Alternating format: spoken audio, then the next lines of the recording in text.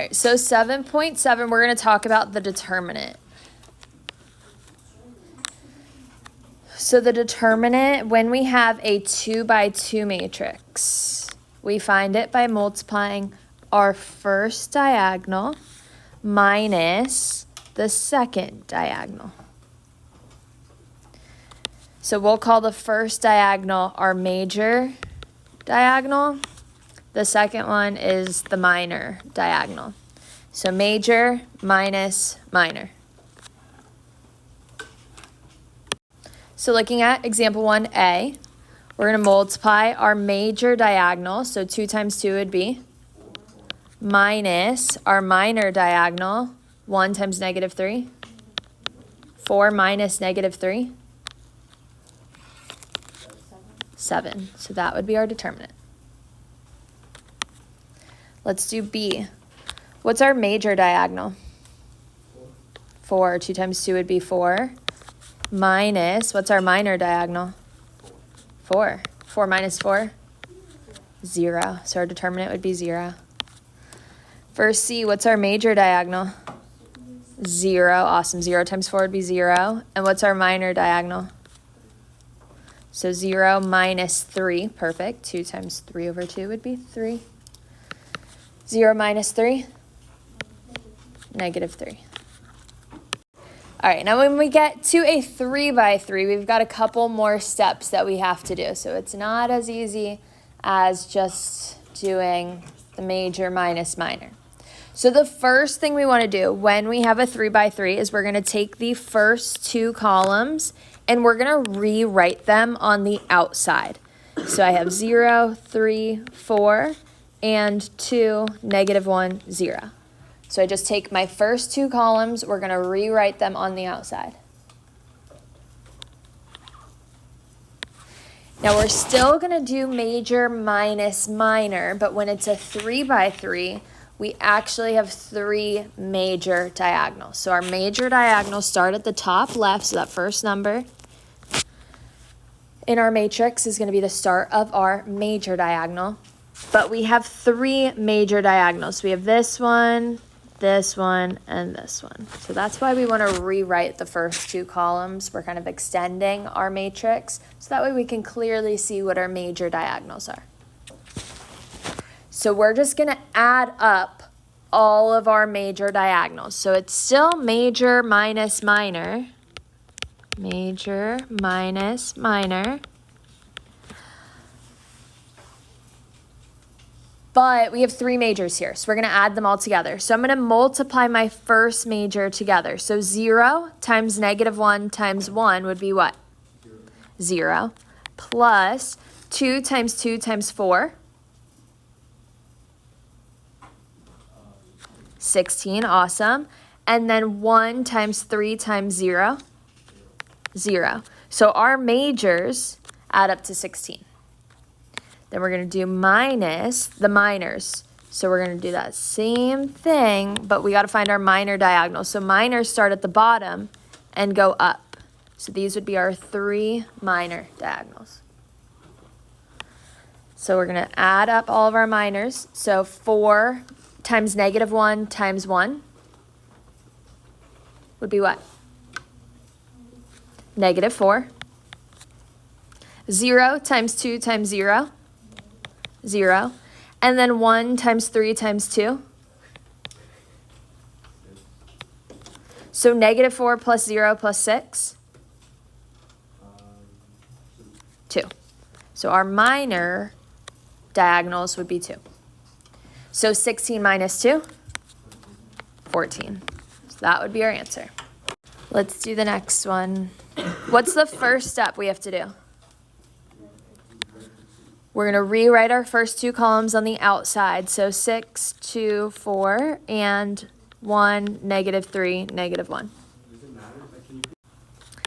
So let's start with our major diagonal. So that starts in the upper left-hand corner. So that first number is going to be the start of our major. So let's multiply and find each major. So 6, Schwartz, question? 6 times negative 3 times 2?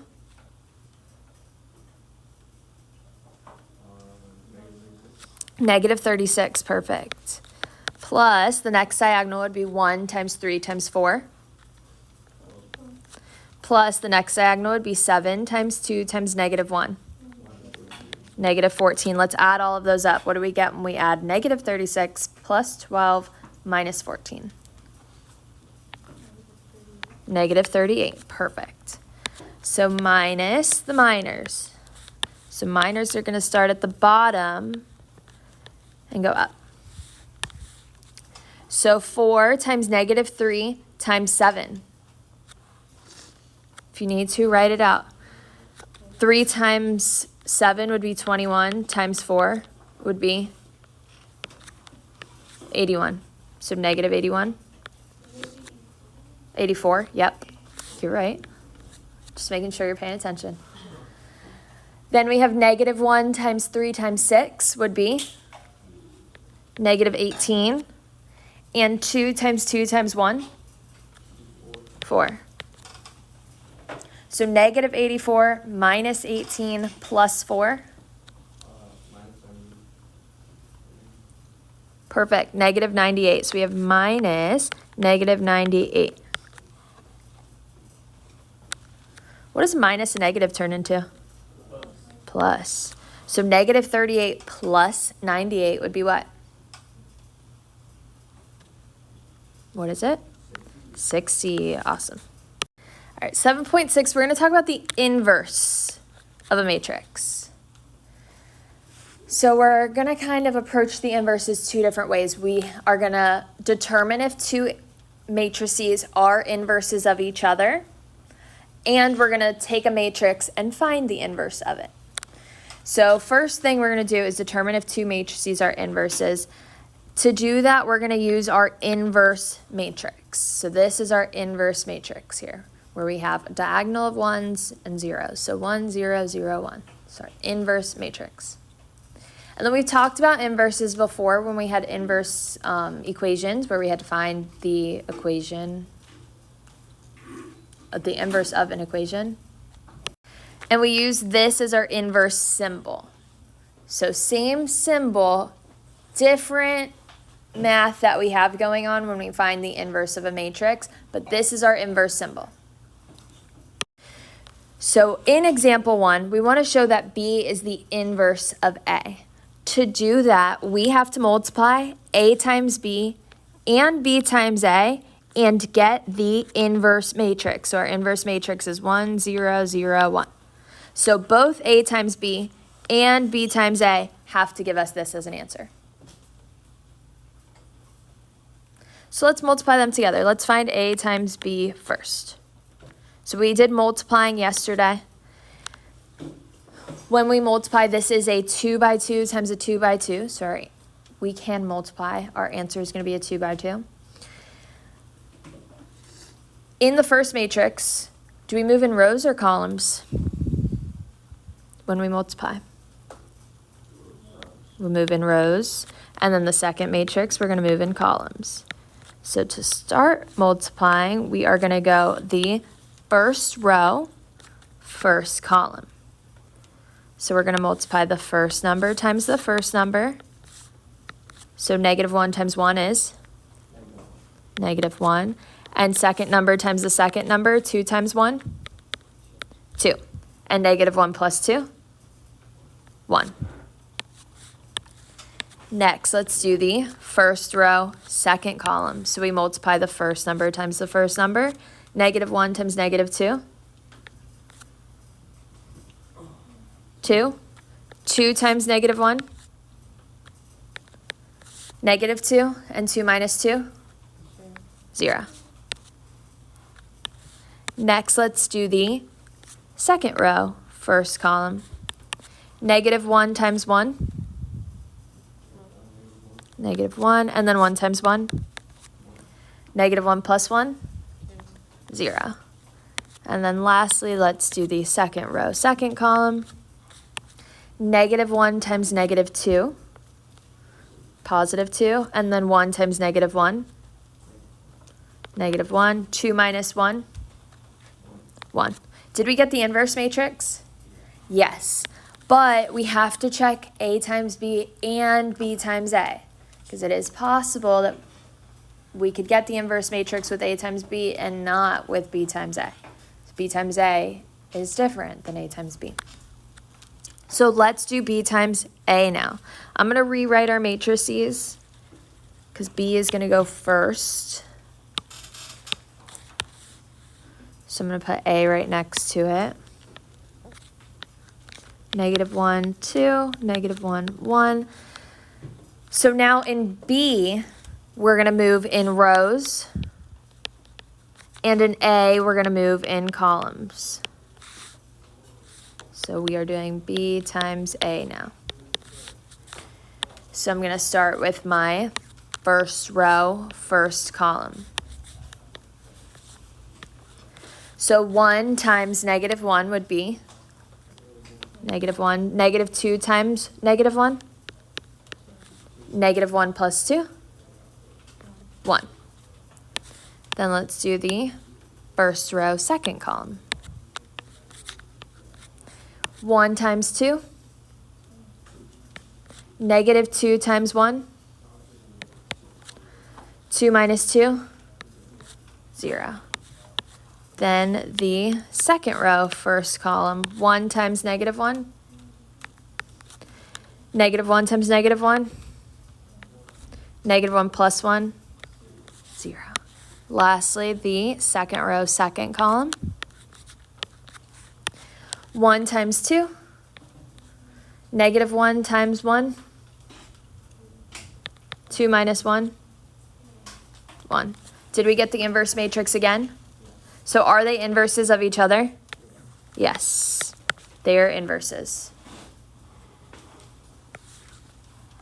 So when it says show that B is the inverse of A, you have to multiply both A times B and B times A and get the inverse matrix. This is how we show that they're inverses, by doing the work. Next, we're going to find the inverse of a matrix. So it's going to give us one matrix, and we have to find the inverse. So to do that, we take our major diagonal, and we switch the order. So notice how A is the first number at the top, and D is the last number at the bottom. We switch them, so now D is going to go in the place of A, and A is going to go in the place of D. So they switch the major diagonal, and we negate the minor diagonal. So we always just change the signs. If it was negative, we'd make it positive. If it's positive, we make it negative. So switch the major, negate the minor. And then we're going to multiply that by 1 over the determinant. So this down here, A times D minus B times C, is our determinant that we just did in 7.7.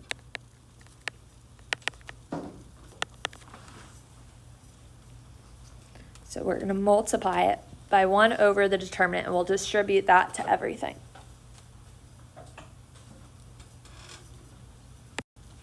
So let's practice. So in example 4, what do we do with the major diagonal? We switch them. We're going to switch the order. So 2 is going to go up top now, and 3 is going to go in the bottom. What do we do with the minor diagonal?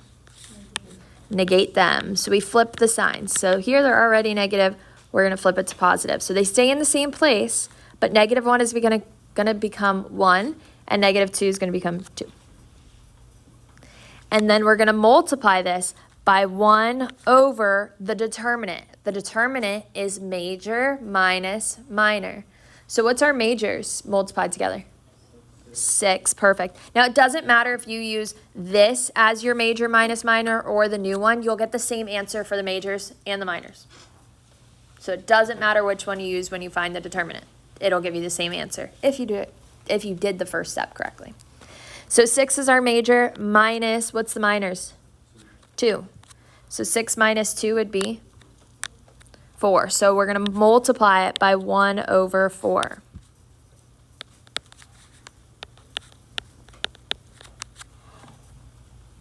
So now 1 over 4 is going to get distributed to everything on the inside. So our inverse matrix is going to be, what's 2 times 1 over 4? 1/2. What's 1 times 1 over 4?